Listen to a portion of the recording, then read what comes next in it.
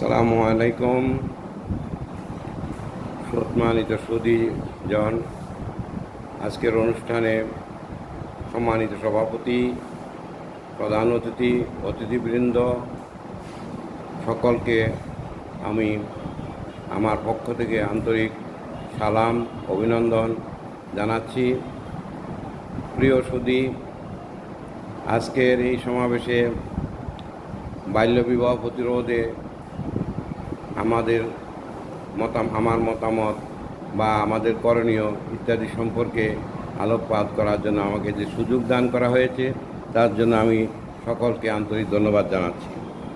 প্রিয় সুধী, আমাদের বাংলাদেশের আইন অনুযায়ী মেয়েদের বয়স 18 ও ছেলেদের বয়স 21 বছর, এর কম বয়সী কোনো ছেলে মেয়ে বিবাহ বন্ধনে আবদ্ধ হলে তাকেই বলা হয় বাল্যবিবাহ।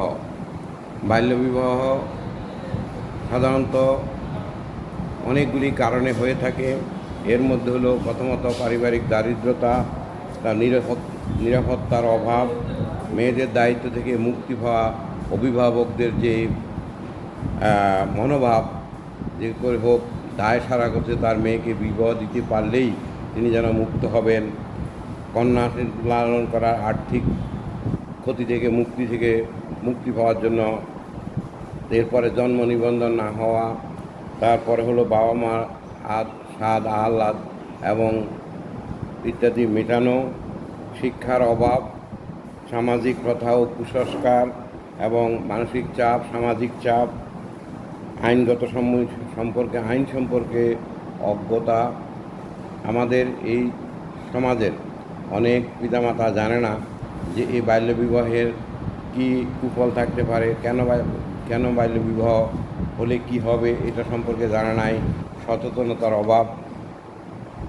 তারপরে যৌতুক না দেওয়া, যৌতুক দিতে না পারার কারণেও অনেক অভিভাবক তার মেয়েকে অল্প বয়সে বিবাহ দিয়ে দেন।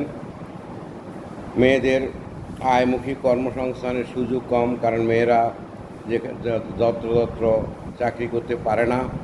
অধিকন্ত আমাদের কিছু সামাজিক কুসংস্কার আছে যে মেয়ে সন্তান বড় হলেই একটু দেখতে বড় হলেই তাকে বিবাহ দিতে হবে। এই সমস্ত কারণে পিতামাতা তার মেয়ে সন্তানকে বিবাহ 18 বছরের পূর্বেই বিয়ে দেন। আবার আরেকটা আমাদেরই বাংলাদেশের মধ্যে যেটা প্রচলিত হয়ে আছে সেটা হলো আমাদের দেশ থেকে প্রচুর লোক মিডল ইস্টে চাকরি করে, তারা লেখাপড়া ছেড়ে দিয়ে অথবা লেখাপড়া না